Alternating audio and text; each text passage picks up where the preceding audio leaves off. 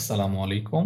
আজকে আমরা একটা রিপোর্ট নিয়ে কথা বলব, যে রিপোর্টে আসছে ব্লাইটেড ওভাম, অর্থাৎ একজন প্রেগনেন্ট মহিলা যিনি ৮ সপ্তাহ ৪ দিনের মাথায় তার আল্ট্রাসাউন্ড করে এবং আল্ট্রাসাউন্ড রিপোর্টে তার আসছে স ব্লাইটেড ওভাম। আপনি যদি এইখানে একটু খেয়াল করে দেখেন, সাজেস্টেড অফ ব্লাইটেড ওভাম। ব্লাইটেড ওভাম মানে হচ্ছে এই বাচ্চাটা মানে ক্ষয়যুক্ত বা এই বাচ্চাটা থাকবে না, বিষয়টা এরকম। আমি যদি একটু ক্লিয়ার করে বলি বিষয়টা, সেটা হলো যে একজন প্রেগনেন্ট মহিলা যার বাবু কনসেপ্টের বয়স ৮ সপ্তাহ ৪ দিন এবং সেই সময় উনি যখন একটা আল্ট্রাসাউন্ড করে, সেই আল্ট্রাসাউন্ড রিপোর্টে দেখা যাচ্ছে যে ভ্রূণ যেটা আ সেটা কিন্তু তখনও হচ্ছে যে আসেনি বা ভ্রূণটা দেখা যায়নি। Fetal pole not found. আপনি যদি এই জায়গাটা একটু খেয়াল করেন তাহলে দেখবেন যে এখানে কিন্তু লেখা আছে fetal pole is not found. মানে আপনার হচ্ছে যে ভ্রূণ যেটা সেটা কিন্তু আসেনি। মানে ৮ সপ্তাহ ৪ দিনের মাথায়ও যখন ভ্রূণ আসেনি, তখন এটাকে ডাক্তার বলে দিছে যে এখান থেকে আসলে এই বাচ্চাটা আর আসলে হবে না বা ভ্রূণটা এখানে আর আসবে না। সো এবং স্যাকও কিন্তু আপনারা দেখতে পাচ্ছেন এখানে কিন্তু 3.81, সেটাও কিন্তু আসলে অনেক বড় হয়ে গেছে। আ সো এই রিপোর্টটা ৮ সপ্তাহ ৪ দিনের মাথায় আপনি যদি এইখানে একটু দেখেন যে এই যে ৮ সপ্তাহ ৪ দিন, এই সময়ও যখন হচ্ছে যে ভ্রূণটা আসেনি, তখন ডাক্তার এটা এখানে উল্লেখ করে দিয়েছে ব্লাইটেড ওভাম, অর্থাৎ এটা একটা ক্ষয়যুক্ত ভ্রূণ বা এই বাচ্চাটা হবে না। সুতরাং এখন তাহলে এই রোগীর জন্য এটা কি করণীয়? যদিও এটা খুবই একটা স্যাড নিউজ যে আ বাবু এটা হচ্ছে না। আ বাকি এখন তার জন্য করণীয় কি? এখানে আসলে ৩ টা অবস্থা হতে পারে। একটা অবস্থা হলো যে এটা কিন্তু একটা সময় পরে গিয়ে ব্লিডিং এর মাধ্যমে এটা কিন্তু ক্লিয়ার হয়ে যাবে। অর্থাৎ বাসায় এটা একসময় আপনার হচ্ছে পেটে ব্যথা হবে। পেটে ব্যথা হয়ে ব্লিডিং এর মাধ্যমে এটা কিন্তু ক্লিয়ার হয়ে যাবে। এটা হলো একটা ওয়ে। আর আরেকটা ওয়ে হচ্ছে যে আপনাকে ওষুধের মাধ্যমে এটা আপনার ক্লিয়ার করতে হবে। যেমন ওষুধ সাধারণত বাচ্চা ক্লিয়ার মানে যখন যাদের ব্লাইটেড ওভাম হয় বা বাচ্চা নষ্ট হয়ে যায়, তাদের ক্ষেত্রে যেভাবে আসলে বা এটা যেভাবে ক্লিয়ার করে সেটার ঔষধের মাধ্যমে যেটা করা হয় সেটা হলো যে একটা হলো সাইটোমিস নামে একটা ওষুধ আছে। সেই ওষুধটা দেওয়া হয়, অথবা এমিম কিট নামে হলো যে আরেকটা ওষুধ আছে, যে ওষুধের মাধ্যমে এটা ক্লিয়ার করা হয়। তো এটা কিন্তু আপনার অনেকেই বাসায় করে থাকে। মানে বাসায় সাইটোমিস ঔষধ খায় বা হলো যে বাসায় এমিম কিট নেয়। এই রোগীর ক্ষেত্রে ডাক্তার যেটা সাজেস্ট করছিল সেটা হলো সাইটোমিস ঔষধ। মানে এখানে যে ডাক্তারটা এই রিপোর্টটা দেখছে উনি হলো সাইটোমিস ঔষধের কথা এখানে বলছে। আমি যদি এখানে দেখাই যে এখানে মানে এই যে তার যে ব্লাইটেড ওভাম বা ওই যে তার যে বাচ্চাটা ওখানে থাকছে না বা এটা যে একটা আ নষ্ট হয়ে যাচ্ছে। সুতরাং এটা মিসক্যারেজ করার জন্য বা এটা ক্লিয়ার করার জন্য এখানে কিন্তু দেখেন সাইটোমিস ঔষধ দিছে, যেটা হলো যে ৩ টা করে ৩ ঘন্টা পর, পর। মানে ৩ ঘন্টা পর, পর ৩ টা করে খাবে একদিনে এবং এতেই আপনার ক্লিয়ার হয়ে যাওয়ার কথা।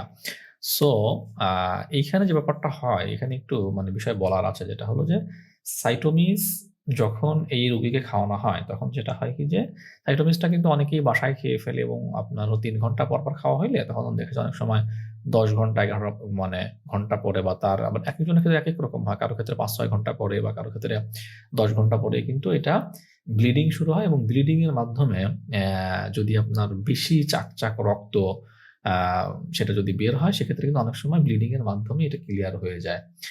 আর এমএম কিটের ক্ষেত্রেও তাই। এমএম কিটটা যদিও হচ্ছে খাওয়ার নিয়ম একটু ভিন্ন। বাকি এমএম কিটের মাধ্যমে আসলে মূলত এই কাজটা করা হয়। এটা রোগীর বয়স বা শারীরিক কন্ডিশন নানান কথা ভেবে একেকজন ডাক্তার একেক রকম লেখা থাকে। এই রোগীর ক্ষেত্রে সাইটোমিস দেওয়া হয়েছিল। এখন সাইটোমিসটা আসলে যদিও বাসায় খাওয়া যায় বা কিন্তু প্রবলেমটা হচ্ছে কি যে ডাক্তাররা এটা বাসায় অনেক সময় খেতে মানা করে। কারণ হচ্ছে যে যদি অতিরিক্ত ব্লিডিং হয়, মানে সাইটোমিসটা দিচ্ছে যেন ওই যে আ বাবু যেটা হচ্ছে না কিন্তু বাচ্চার থলে বা যেই হলো যে বিষয়গুলো ক্লিয়ার হতে হবে, সেটা ক্লিয়ার হওয়ার জন্য যদি ব্লিডিং বেশি হয়, যেমন হলো যে আ যেমন এরকম অনেক ক্ষেত্রে হয় যে পিরিয়ডের সময় কোনো হচ্ছে যে মেয়ের বেশি ব্লিডিং হয়, আবার কারো হচ্ছে অল্প হয়। তো এখন সাইটোমিস খাওয়ার পর যদি অতিরিক্ত ব্লিডিং হয়, তখন আসলে বাসায় কিন্তু এই রোগীকে হসপিটালে নিয়ে আসাটা অনেক সময় এটা কঠিন হয়ে যেতে পারে।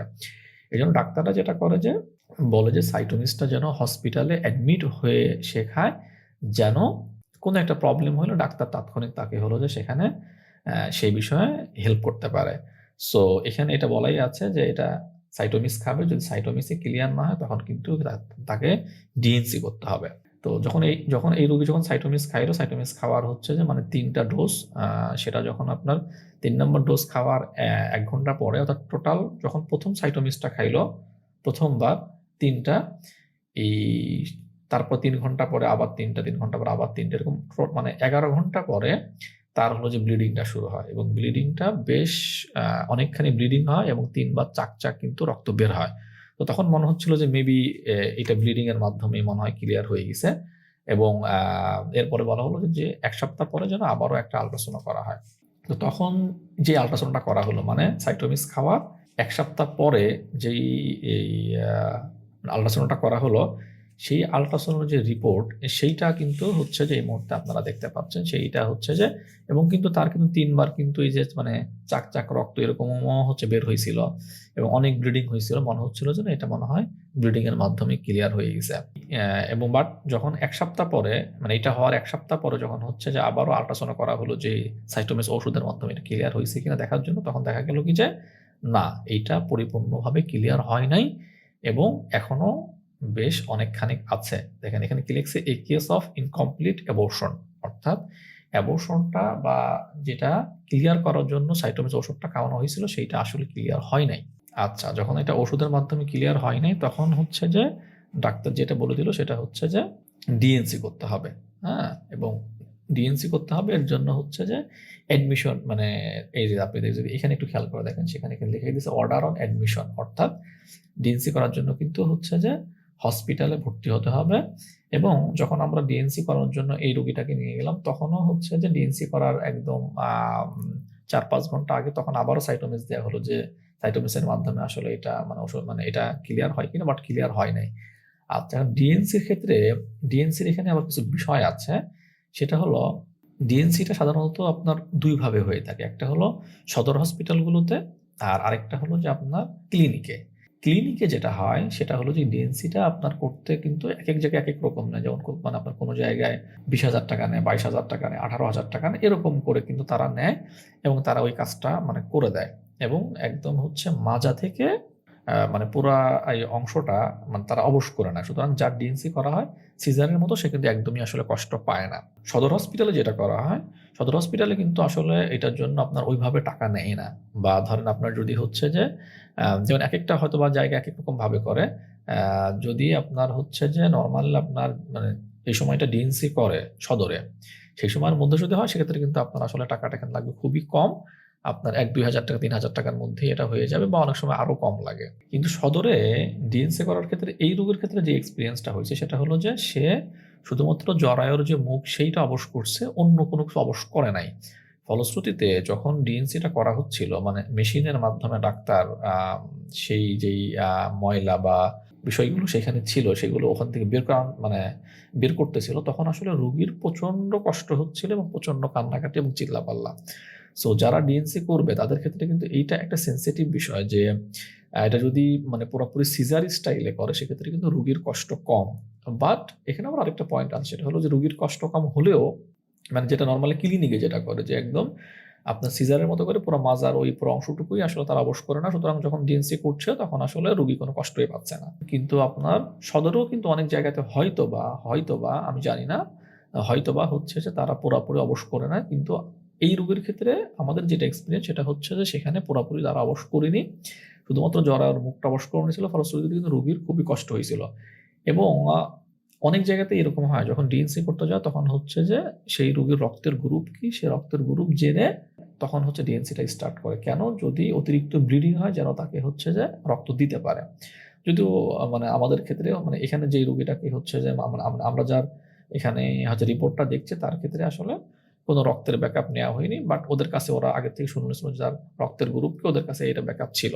সো অবশ্য পুরাপুরি অবশ করার যে বিষয়টা সেখানে আবার একটু শারীরিক মানে ক্ষতিটাও বেশি, যদিও রোগী তাৎক্ষণিক মানে সেটা বুঝতে পারছে না, বাকি এটা শারীরিক ক্ষতিটাও বেশি। বিষয়টা অনেকটা এরকম যে যাদের নর্মাল ডেলিভারি হয় তাদের কিন্তু কষ্ট বেশি, মানে তুলনামূলক কিন্তু কষ্ট বেশি, কিন্তু শারীরিক ক্ষতিটা পরবর্তীতে কম। কিন্তু যাদের সিজার করে ডেলিভারি হচ্ছে তাদের কিন্তু তাৎক্ষণিক কিন্তু কষ্টটা কম হচ্ছে, কারণ ও অত বুঝতে পারছে না, কিন্তু পরবর্তীতে কিন্তু এটা একটা শারীরিক অনেক ক্ষতি আছে। ঠিক একইভাবে ডিএনসি করার সময় যাদের পুরাপুরি অবশ করে নিচ্ছে তাদের কিন্তু পরবর্তীতে মানে ক্ষতির পরিমাণটা বেশি হচ্ছে, যদিও রানিং বা তাৎক্ষণিক তার আসলে কষ্টটা সেখানে একটু কম। সো যদি আপনি একটু কষ্ট করতে পারেন সেক্ষেত্রে যদি হচ্ছে পুরাপুরি অবশ না করে সদর হসপিটালে করা সেটা কিন্তু ভালো। আর ডিএনসি আসলে আপনার সদরে বেশি হয়ে থাকে, যদিও আমরা যেটা হয় কি যে আমরা অনেক সময় মানে ক্লিনিকটাকেই বেশি প্রেফার করি যে ক্লিনিকের পরিবেশ ভালো হয়, ক্লিনিকে কি হলো কেয়ারিংটা ভালো হয়, কারণ ওরা টাকা নেয়, সার্ভিসটা হচ্ছে ওইভাবে দেয়। কিন্তু ডিএনসি করার জন্য কিন্তু সদর হসপিটাল একটা ভালো জায়গা। সো তখন এখানে ডিএনসি করা হলো এবং এর পর্যায়ে রোগী একদিন সেখানে হচ্ছে ভর্তি ছিল। তো এইটা হলো মানে একজন রোগী যার হচ্ছে যে ব্লাইটেড ওভাম যখন রিপোর্ট আসলো, রিপোর্ট আসার পরে তাকে হলো সাইটোমেস দেওয়া হলো এবং সাইটোমেসের মাধ্যমেও যখন ক্লিয়ার হইল না, তারপরে যে তার ডিএনসি করা হলো এবং ডিএনসি করার ১ সপ্তাহ পরে আবার একটা আল্ট্রাসাউন্ড করা হলো যে ডিএনসি করার মাধ্যমে এটা ক্লিয়ার হইছে কিনা। ভেরি স্যাডলি অনেক রোগের ক্ষেত্রে এরকমও হয় যাদের একবার ডিএনসি করলে হয় না, আবার ডিএনসি করতে হয়। এটা খুবই দুঃখজনক, এটা খুবই কষ্টের। তো বাট আলহামদুলিল্লাহ এই রোগীর ক্ষেত্রে কিন্তু ডিএনসি করার ১ সপ্তাহ পরে তার তার হচ্ছে আবার একটা আল্ট্রাসাউন্ড করা হলো। দেখা গেল যে না, এটা কিন্তু আসলে ক্লিয়ার হয়ে গেছে। তবে ম্যাক্সিমাম কেসেই আসলে দেখা যায় ডিএনসি করার পর মাধ্যমে এটা ক্লিয়ার হয়ে যায়। আবার অনেকের কিন্তু সাইটোমিস বা ইমিউন কিট খাওয়ার মাধ্যমেই আসলে এটা বাসাতেই ক্লিয়ার হয়ে যায়। এটা কিন্তু দেখা যাচ্ছে যে ডিএনসি করার পরে যায় এটা ক্লিয়ার হয়ে গেছে। সো আমি যদি পুরো বিষয়টাকে সামারি করি, সেটা হচ্ছে যখন রিপোর্ট আসলো ব্লাইটেড ওভাম এবং অর্থাৎ মানে ফেটাল পুল দেখা যায়নি, ভ্রূণ দেখা যায়নি, কিন্তু হচ্ছে বাচ্চার যেটা দানি সেটা মানে একটা পরিমাণে বড় হইছে। তখন হচ্ছে যে ডাক্তার এটা ক্লিয়ার করার জন্য বলল এবং ক্লিয়ার করার জন্য ১ম এ ঔষধ দিছিল, যে ওষুধটা সাইটোমিস। অবশ্যই এটা কারো ক্ষেত্রে কিন্তু কিটও দিয়ে থাকে এবং সাইটোমিস খাওয়ার পরেও এটা যখন ক্লিয়ার হয় নাই, যদিও সেখানেও কিন্তু ব্লিডিং হইছিল এবং হচ্ছে যে মানে চাক রক্ত বের হইছিল। কিন্তু ১ সপ্তাহ পরে আল্ট্রাসাউন্ড যে রিপোর্ট, সেই রিপোর্টে দেখা গেছে যে না, এটা এক্সাক্টলি ক্লিয়ার হয় নাই এবং এ কেস অফ ইনকমপ্লিট অ্যাবর্শন, এই অ্যাবর্শনটা ইনকমপ্লিট মানে ছিল। তারপরে যখন হলো ডিএনসি করা হলো এবং সেটা সদর হসপিটালে শুধুমাত্র জরায়ুর মুখ অবশ করে, সুতরাং রোগী অনেক কষ্ট পায়, অনেক চিল্লাপাল্লা করে।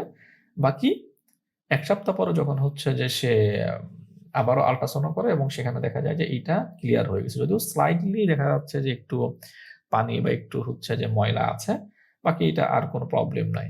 এখন ডিএনসি করার পরে যে বিষয়টা মাথায় রাখতে হবে সেটা হচ্ছে যে রোগী কিন্তু একটু দুর্বল থাকবে, তাকে ভালো খাবার খেতে হবে। ভালো খাবারের মধ্যে আপনার ফল-ফ্রুট তো অবশ্যই। আম কিন্তু এর পাশাপাশি যদি আপনি হচ্ছে কবুতরের মাংস বা হচ্ছে যে ধরনের শক্তিশালী খাবারগুলো খেতে পারেন, সেক্ষেত্রে কিন্তু রোগী খুব দ্রুত আসলে সুস্থ হয়ে যাবে। ১ম কয়েকদিন বা ৪-৫ দিন বা তার শারীরিক অবস্থা অনুযায়ী আ খুব বেশি একটা মানে প্রয়োজন ছাড়া বেড থেকে না ওঠাই ভালো এবং ধীরে ১ সপ্তাহ ১০ দিনের মধ্যে শরীর কিন্তু হচ্ছে একটা নরমাল জায়গায় চলে আসবে। সো এটা ছিল যে যদি কারো বাচ্চা নষ্ট হয়ে যায়, মানে যদি ব্লাইটেড ওভাম কোনো কেস আসে, সেক্ষেত্রে আসলে মানে স্টেপ বাই স্টেপ সলিউশন এর মাধ্যমে আসলে সে এটাতে যাবে। সো আশা করি আপনারা বুঝতে পারছেন। Thank you so very much. আসসালামু আলাইকুম ওয়া রাহমাতুল্লাহ।